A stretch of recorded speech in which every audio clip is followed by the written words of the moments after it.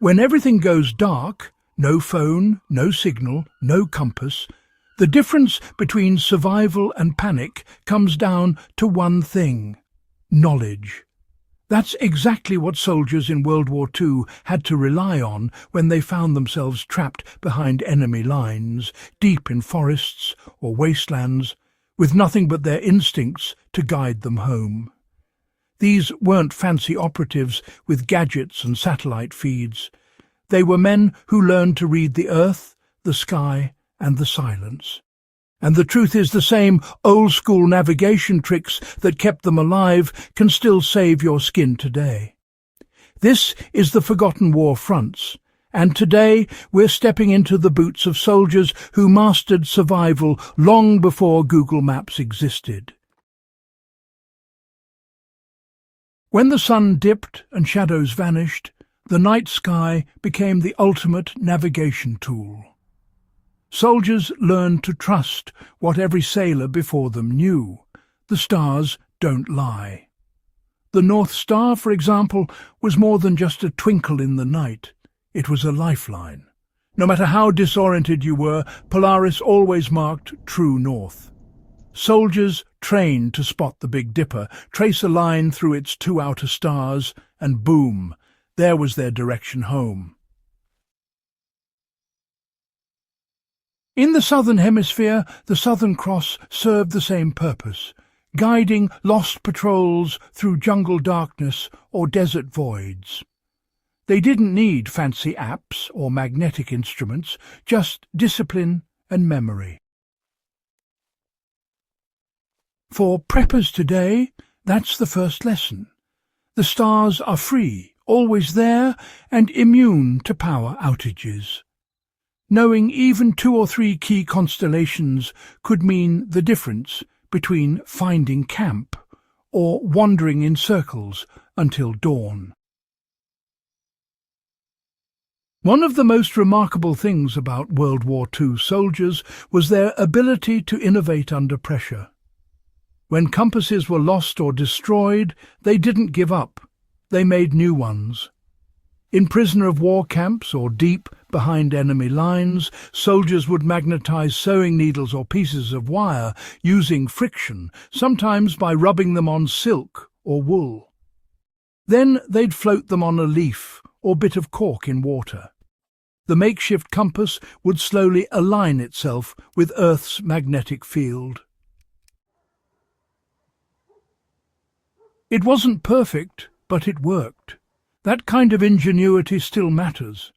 Out in the wild, if your gear fails, you can do the same with a safety pin or a razor blade. The key is to remember that the magnetic field never lies.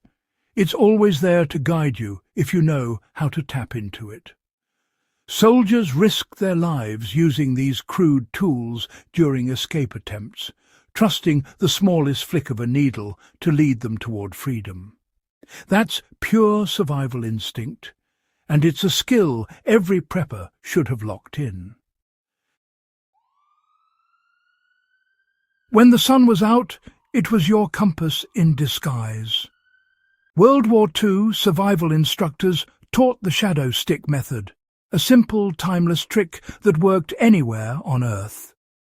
A soldier would push a stick upright into the ground, mark the shadow's tip, wait a few minutes, then mark where it had moved.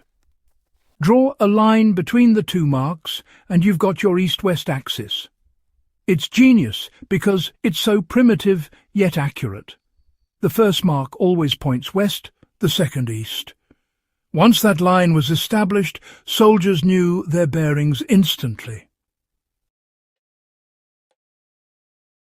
Many reconnaissance units and scouts in Europe swore by it when maps were destroyed or unreadable.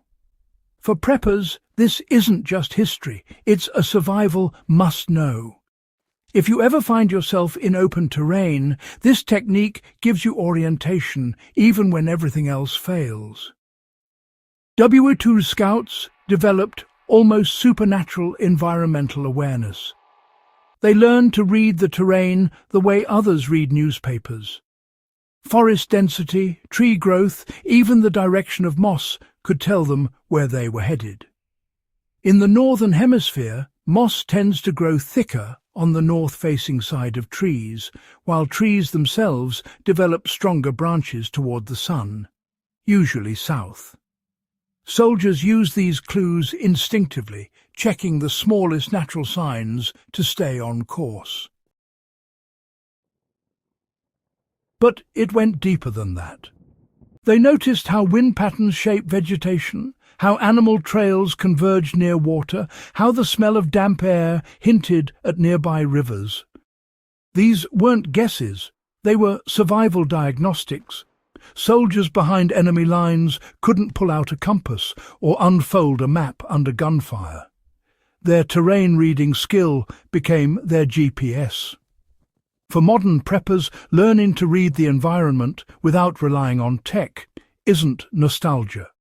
It's survival wisdom that never expires.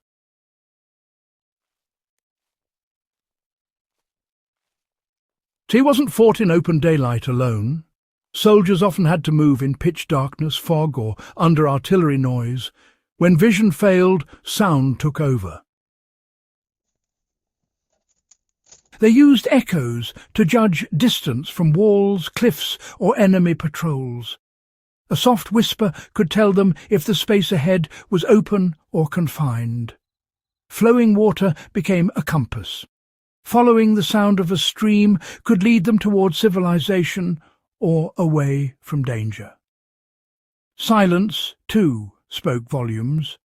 A sudden pause in bird calls or insect hum often meant movement, sometimes friend, sometimes foe.